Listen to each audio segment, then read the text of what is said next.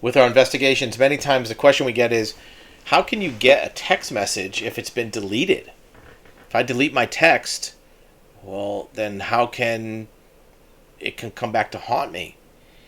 Well, when a text message is sent, the records of that event, of that transaction, aren't only on your phone.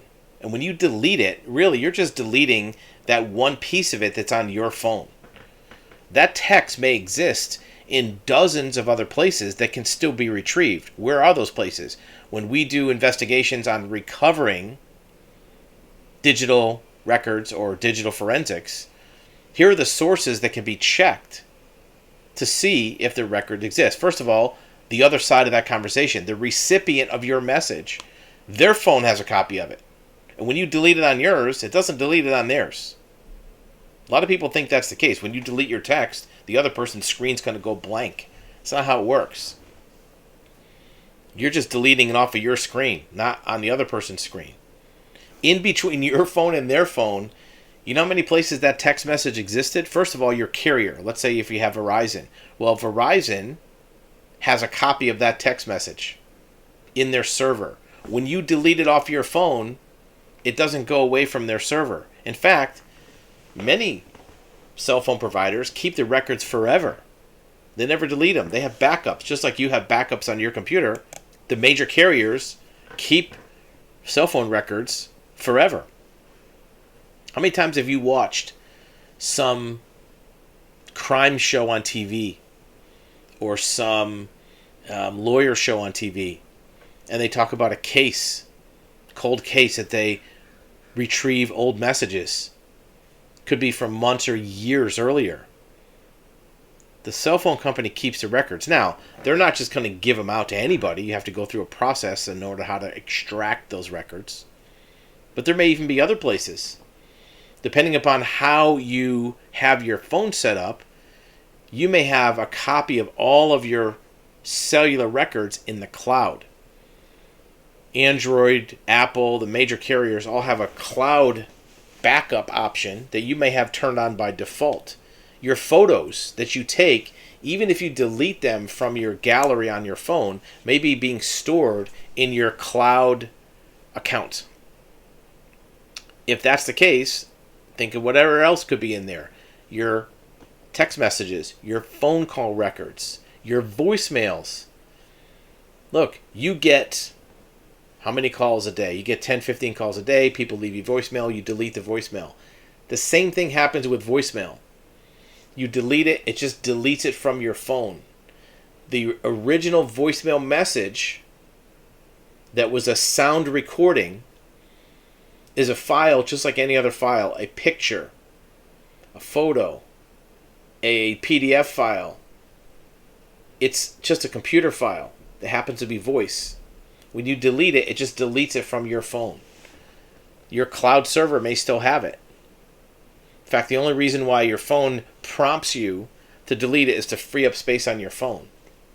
Those voicemail messages also many times last forever in your cloud or at the carrier of your phone system, your phone account. Where else could it exist? Well, it could also exist in third-party backups. If you are working with a company like Box or Google Drive, many times you have an automatic setting to save those records, save those documents, save those voicemails. Even things like vehicle infotainment systems. Your car is probably one of the biggest computers you use every day that you don't even know about. It could be bigger than your phone. If you don't use a desktop computer every day, your car could be your biggest computer that you have regular access to. If you connect by Bluetooth to your car, your vehicle infotainment system could be capturing and saving many things that you're not aware of. Text messages, phone calls, images, more importantly, map information. Here's something that people don't realize. All of your mapping, if it's done on your GPS on your car, will save breadcrumbs, will save tracks, will save waypoints. Your phone will do the same thing.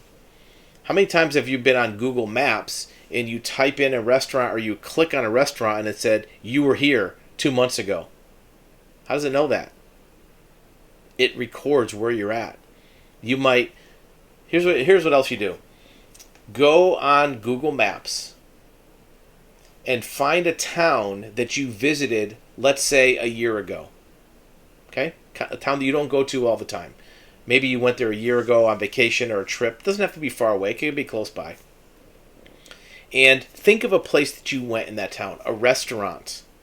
A store. Commercial place, not a house. A commercial location. Let's say a restaurant. And on that map, zoom into the area where that restaurant is. Don't zoom in too far. Just start zooming in very gradually to the neighborhood where that restaurant is, right? That neighborhood is going to have maybe a dozen restaurants, 10, 15 restaurants. They don't all show up. They don't all start popping up on the map. You'll see the streets, you'll see the street names, and then you'll start to see a few commercial businesses show up on Google Maps. Some of them will be major ones, some will be more popular, the ones that people click on more. Google has an algorithm which decides what information to show on your map as you zoom in. I can guarantee you that one of the things that will show up as you zoom in was the restaurant you went to, because it remembers that you were there and it thinks, well, you might want to know about where this place is. And as you zoom in, you'll see it there. Now click on it and see if it says you were here 2 years ago, you were here 1 year ago. We had one that we looked at, it says you were there 4 years ago. It knew that the person was at that location 4 years earlier. So Google remembers things. The saving and recording of the data is happening without your active participation. Photos, maps, emails, text messages, website connections. Here's another one.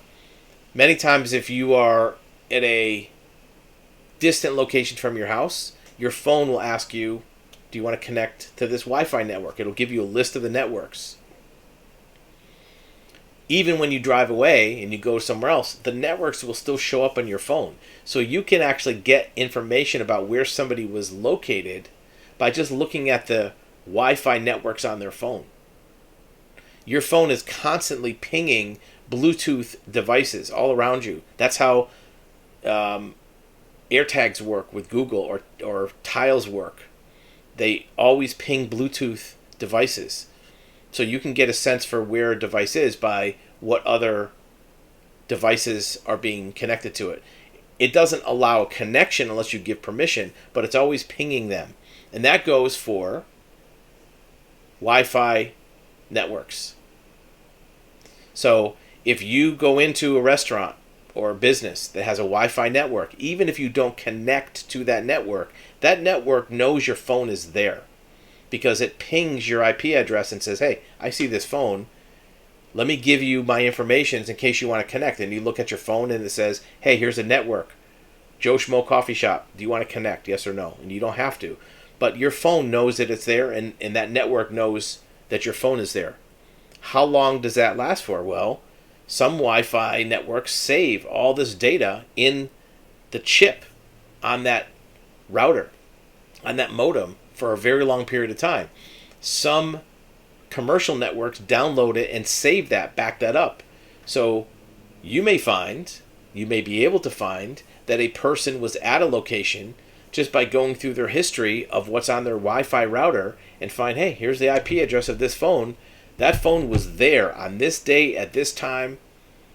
Even if you didn't use the Wi-Fi network, it pinged it and it created a record. Now, if you used that Wi-Fi network, you may be opening up another can of worms. It might be tracking the phone numbers that you called, because when you call, sometimes from a Wi-Fi network, it goes through the internet and not through your mobile minutes. It tries to save you mobile minutes, even though most are unlimited now. The phone will default to Wi-Fi so it doesn't have to eat up the network bandwidth for the phone. So you may not be aware of it, but your phone is constantly putting out information and gathering information every single day. And those are all of the sources that can be used for digital forensics to find out what's been on a phone, what's been deleted, where the phone was, what it sent, what it received. Doesn't matter what you delete off your phone, it's creating a paper trail digitally of all your activity by connecting to these other devices on a regular basis. No matter where you are right now, if you looked at your phone's network activity, it's probably trying to connect to a dozen different devices. Even in your office, you have different networks, different Bluetooth, Wi-Fi networks. Your TV is probably Wi-Fi. And it's probably trying to connect, or at least giving you an option. So the sources of digital data to track a person's phone and activity go well beyond what you think you're deleting from your phone at any given time.